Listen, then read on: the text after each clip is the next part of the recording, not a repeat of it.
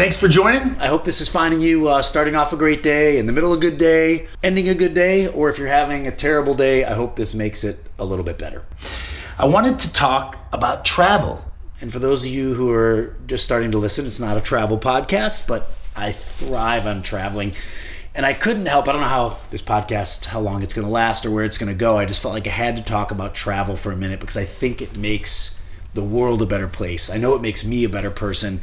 I know it makes me a better friend, a better husband, a better dad, a better, realtor for my clients, because traveling opens you up to the world in every way, not just geographically, but your soul. It is so soul fulfilling. And it's funny because, I think about my mom, and unfortunately, there's a lot of bad stuff, right?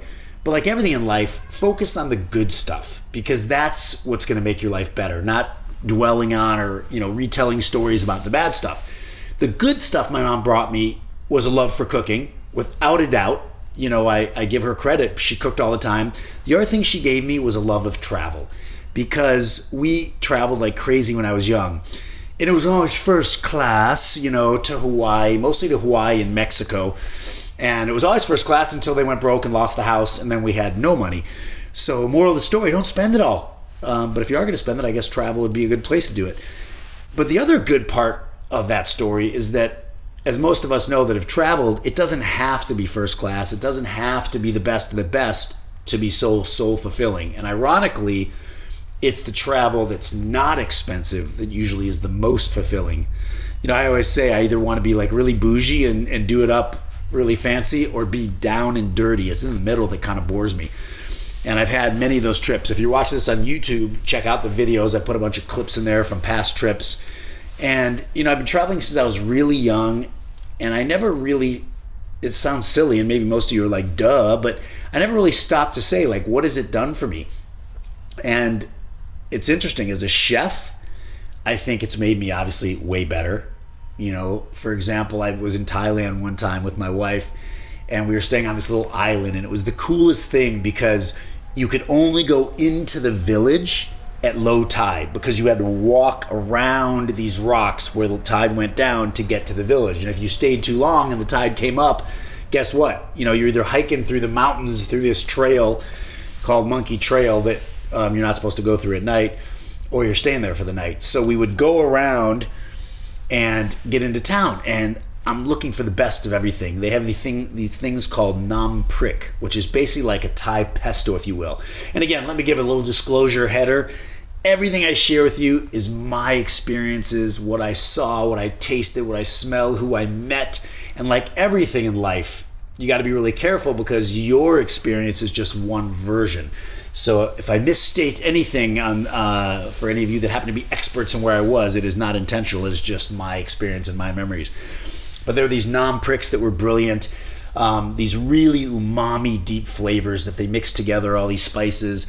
They do these beautiful grilled snappers. They just mark the skin and they throw it on the grill, and the skin gets all crispy as the flesh gets exposed and really juicy. And then they put these nam priks on it, and I would taste all these different versions. But of course, one of the things I wanted to master when I was there was pad thai, the most basic, obvious Thai dish, right? So I get to this one street vendor, and I'm like, oh my God. I mean, I've never tasted anything like this. What is he doing? And I'm sitting there watching, and of course, not that many people speak English in Thailand, definitely not on some of the little island villages. And I'm watching him, and I'm like, yep, I recognize that. Yeah, it's just bean sprouts. That's just the pork. No big deal. Okay, that's, little fish sauce, whatever it is, soy. And I'm like, what is it? I don't get it. So I started talking to his son, who spoke a teeny bit in English. He was so cute. He was sitting there at his dad's little food cart doing his homework and, helping his dad when he could. So he got his dad to understand that I just wanted to go back there and check out the pad thai. So I go back there, and I'm watching him put each thing in, and I'm like, I don't get it. All of a sudden, he puts one little spoon of powder. I'm like, that must be it. There's the secret ingredient. And lo and behold, it turns out that it's MSG. Which is fine, it enhances all flavors, but it was funny because I was looking for this magical golden bullet of what made this pad thai so amazing, and it was just MSG. So I come back with all these experiences, and I'm a better cook for it. I also love missing my wife and my family and my work and my clients and my friends. Whenever you travel, I talked about this in other episodes. My wife and I have done this thing for the last 6 or 7 years where we each take our own trip. So we always take a trip together. We always take a trip with the kids, but then we each take our own trip. And my friend Adriano and I just got back from Brazil. Him and I go somewhere every year together. A friend of 40 years, fellow chef, restaurateur, awesome guy out of San Francisco. And we just got back from 2 weeks in Brazil. We went to Sao Paulo, which is more inland, huge city, big and spread out like LA, but really evolving. Like a good friend of mine lived there for a year, so he gave us a lot of input. Thank you, Kevin. And it's really cool. I mean, lots of clubs, bars, restaurants, things happening. And then we went to the Iguazu Falls, which is definitely one of the natural wonders of the world. And again, this is where, like, I love traveling. I'm standing there under the fall, and it's just this behemoth waterfall. The amount of water coming down constantly for decades, it just doesn't stop, is amazing. And you could hike up to the top and you could see the river that dumps into it. And we were blessed enough to stay in the park. There's one hotel in the park called the Cataratas. And when the park closes, basically the falls become yours. The hotel's not that big. So my friend and I walked down there, and it was just the two of us, sunrise, sunset, and it was so majestic. But what I love about those kind of experiences as well is it forces you into total presence. I mean, that's it. Every podcast you've ever listened to, every book you've ever read, really, they're all a version of saying, be present. Just be in the moment and your life will be great. That is the secret to life. And traveling makes you present. It definitely makes me present, especially when it's such a natural wonder like that. And then we went to Rio, and oh my gosh, for those of you who haven't been, for those of you who have, it's this incredible natural setting. You go up to the Christ statue, and you go up to Sugarloaf, the other famous mountaintop, which you've seen in a million movies probably. You go up the gondola, to the top of this peak, and you just look across, and you see this incredible beach coastline, stunning, and then you see all the houses and the high-rises built up into the hills, and then you see it striped with the favelas, the slums, and it's kind of a great reminder because, as a local told me that I was talking to for the day, he said, the thing that makes Brazil unique is that it doesn't hide. Because of the landscape, they're right in your face. And it's a good reminder that we need to figure this out. We need to help people. Not everybody is in the same blessed situation. And that's the other thing that travel does. For most of you listening, your worst day would be a dream come true for most people. And we have to remember that. But the other lesson I got out of it was Brazil was that, all we got was warnings from friends and family here, even from the concierge and the locals and a tour guide we had. Be careful, watch out, be careful.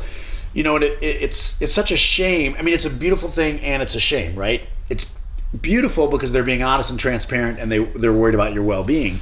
But it's a shame because there's such a buildup of be careful that if you're not, peaceful and open to not worrying about these things, circle of control, it can really ruin your trip. But for us, we were like, whatever. Again, it's outside my circle of control. That's what this podcast is all about. What happens to me on the streets walking down, the only thing in my control is don't wear a gold watch and a gold necklace, or just, put the gold watch on your friend. No, just kidding.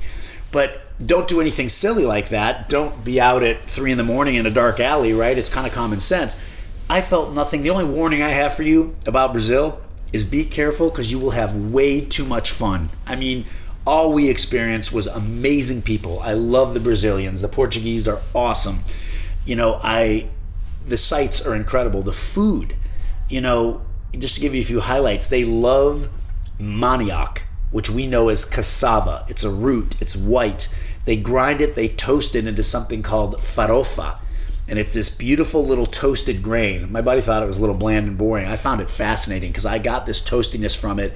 And then what they do is they sprinkle it over these juicy chunks of roasted beef with like sweated, slightly browned onions. And it just, kind of absorbs the fat and becomes part of the texture. Really delicious. And again, like anywhere, it makes you realize again how, in the US at least, in so many parts of the world, we're so spoiled because we can get the best of anything from anywhere. But a lot of countries, they really maximize what the local available food is. and they turn it into a million delicious things, and some places even clothing or whatever else. And this cassava root, they also do tapioca. They're huge into tapiocas, and they make this it's almost like a quesadilla. It's this chewy, slightly crispy tapioca, and then inside is like a fermented ground beef. I don't remember the exact name of it, but delicious. Incredible amount of pork, fried ribs, like crazy pork belly, delicious. I definitely grabbed that acai bowl in the mornings when I could, which is again, acai is such a trend in the US, and you're like, oh, that's a berry from Brazil. It's a very local thing. So really incredible. But sometimes those warnings can be true. We were in Buenos Aires a few years back, and my wife and I were sitting at a cafe, 3 p.m. in the nicer area of Buenos Aires. 3 motorcycles pull up, 2 guys on each bike. They jump off. They choke this guy out on the curb, slide his watch off. I'm sitting there sipping an espresso, staring at the sun, grateful, being present, loving life, and all I hear is my wife go, "Oh my God!" And I turn, and by the time I turned my head, the guy had already lifted up her arms, slid off her watch, jumped back on the motorcycle, and they were gone. I mean, we went from scared to death to totally impressed. It was like, how did they just pull that off? But again, the first reaction is poor me, victim. I can't believe they did that. My second reaction was, well, why were we wearing the watch? That wasn't very smart. And my third reaction was, sure, there are a percentage of people that are just bad to be bad and they steal, fine. But I believe that the majority of people don't want to be that way. You are a product of where you're brought up, of your surroundings, of your conditions. When you have the kind of inflation they've had in Argentina and the kind of suffering they've had financially for forever, how does the average person survive? So I literally went and thought to myself, you know what? I hope they did something good with that watch. Maybe I'm naive and they just went and bought drugs or something, but I'm hoping that maybe somebody sold that watch and had money for their family, for food, for whatever was needed, for somebody's surgery. You don't know what people are going through, but I can't imagine. Even in the worst days of Mexico, we used to go to Mexico all the time. And I was so proud of my wife because I don't know how many of you remember, but it's probably about 15 years. But there was a time where they were even showing on the news tourists with a hood on in Mexico had been kidnapped, and it was extra violent. And the kids were like, should we not go to Mexico this year, Mom and Dad? And my wife, Nadia, said, if we do that, we're hurting the people that need us most. And I thought, you are amazing, my love, because all those people there, the majority of these Mexicans in these areas, they survive off of tourism, So we went anyway, And we did go one time, I will say, there's a really beautiful resort called La Casa que Canta, the house that sings.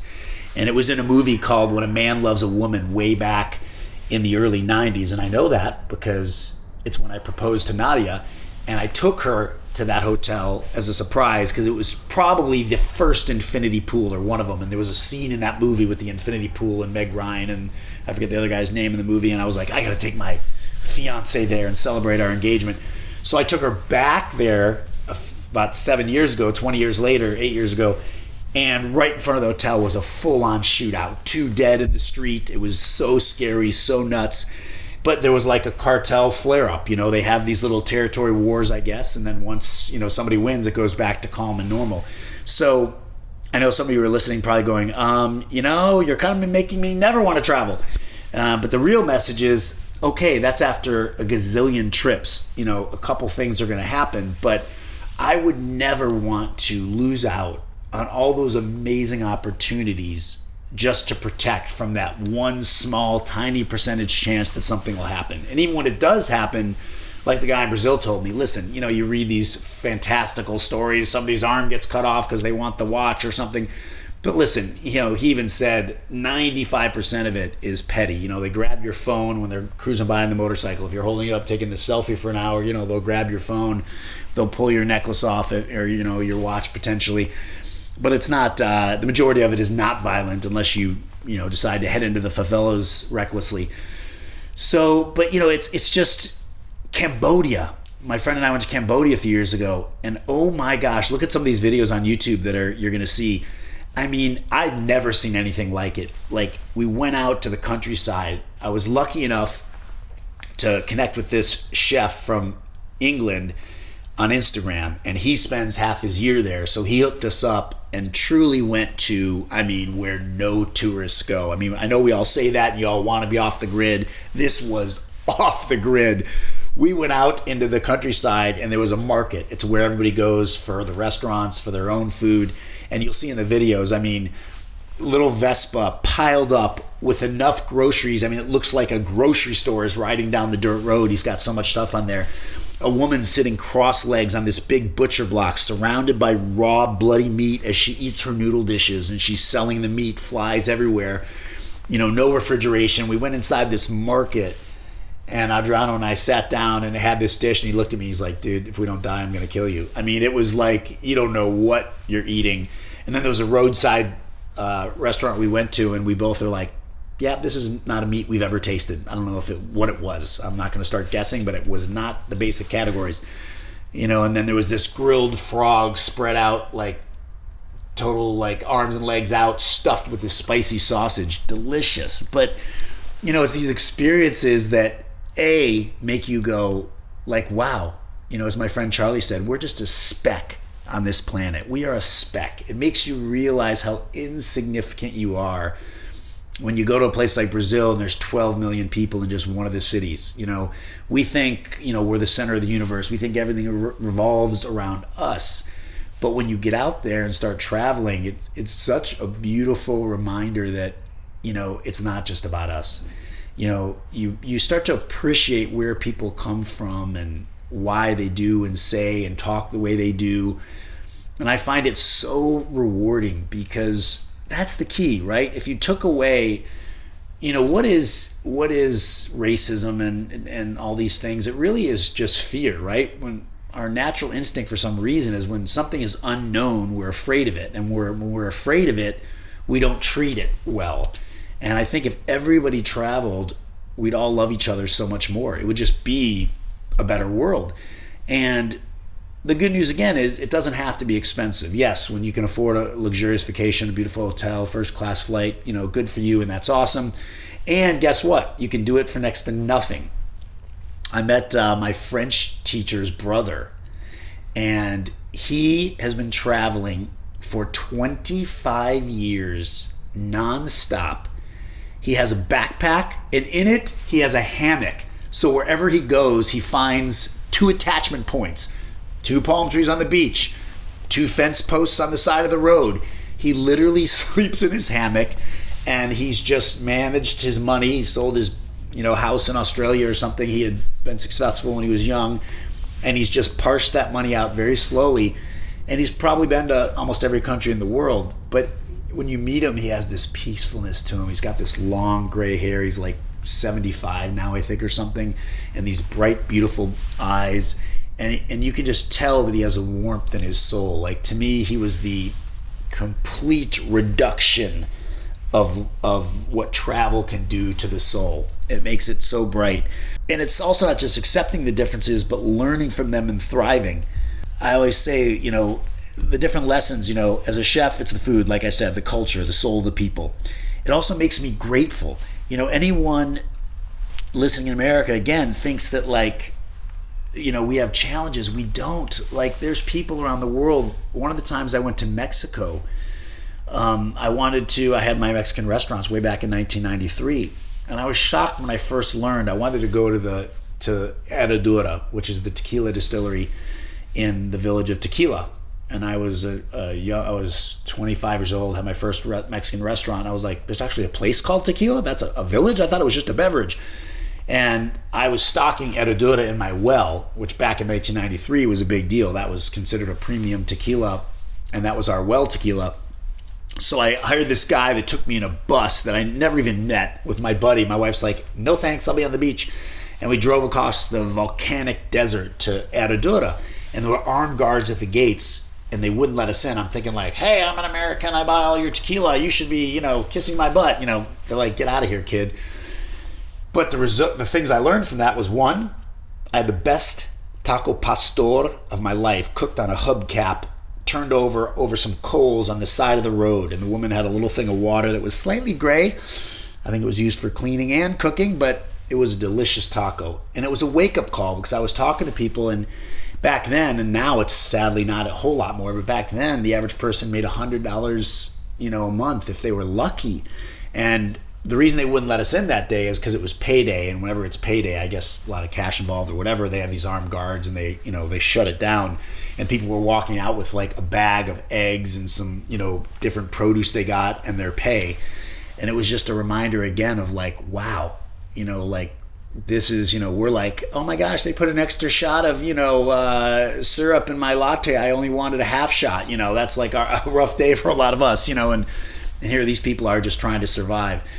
So I think I could go on and on. Obviously, my goal is to definitely get to every continent for sure. Every country might be difficult, but I think, go to the country that scares you the most. Maybe not, the Middle East right now where there's wars going on, or, but I definitely want to get to Israel. I definitely want to get to Lebanon where my roots are. I definitely want to get to Iran where my wife is from. Right now, those aren't the best options, but in general, think about the places that seem the most scary and the most foreign, and that's probably where you should be going, because once you go, it'll open up your eyes to a whole new world of people, food, being present, missing your family, missing your life, appreciating your life as a result of the travels. And what I do, a couple little travel tips. Again, this isn't a travel podcast, but in case this helps you, I always create a note, and I take the notes down. I try to learn the basic words: hello, goodbye, thank you, where is, that kind of stuff. And then in Google Maps is the best now, because in Google Maps, all you have to do is flag the spot, save it to a new group. So now I have, if anybody's traveling and wants some notes, reach out, I'll give you mine. So now I have a group for each country, each city that I've been, with all the favorite restaurants, the favorite stores, the best walking streets. So those Google Maps is a great way to organize it. Keeping a note is a great way to organize it. And if you're a food person, listen up. This is the best tip you're going to get. My daughter, Isabella, she's 28 years old. She lives in Brooklyn. And she is a great chef. She's not a chef by trade, but she might as well be. She's a really good cook. And she also has an incredible sense of food. So on this trip, we hired her, my friend and I, and she booked every reservation for us, lunch and dinner. And oh my gosh, we ate so well, without thinking, without planning. And listen, I love concierges. They're the friendliest people, and they give you a lot of good advice. But when it comes to food, if you're a food person like me, you're going to get all the obvious spots, and they're maybe going to be okay at best, and she set us up. We had an amazing food tour. So reach out and I'll give you her information. So anyway, as I said, I wasn't sure exactly where this podcast was going to go, but the message is travel. It's a beautiful thing. Have a great day.